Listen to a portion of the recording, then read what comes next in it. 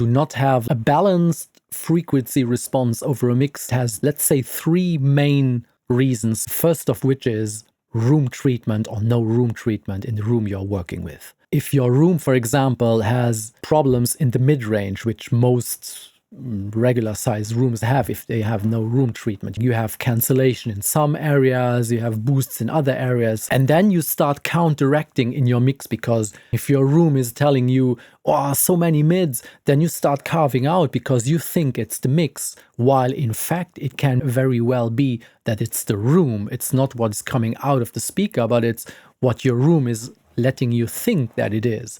For example, here, this big bump in 200 hertz, it may be that at the listening position that he is not hearing that frequency very well and thinks, I'm lacking 200 hertz, and he's boosting that stuff while he's only in a dead spot.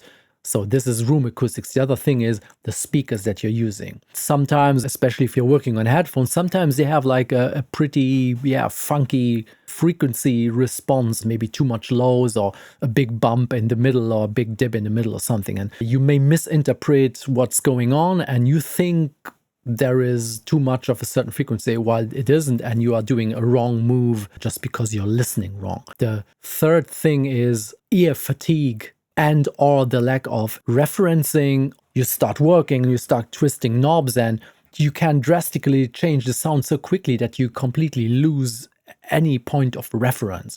Or if you're listening very loud, or change the volume very often, or some people like to use like 5 different pairs of speakers and switch back and forth, and you completely lose every point of reference. And having some anchor point to come back to neutralize your hearing and to get some kind of trustworthy reference base point to base your decisions upon is so crucial. So referencing with a healthy sounding mix is a very good idea. Quickly check, am I still in the ballpark?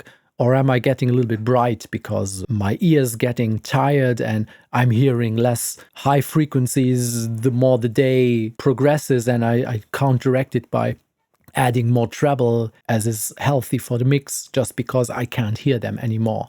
Don't listen too loud. Try to listen always at the same volume.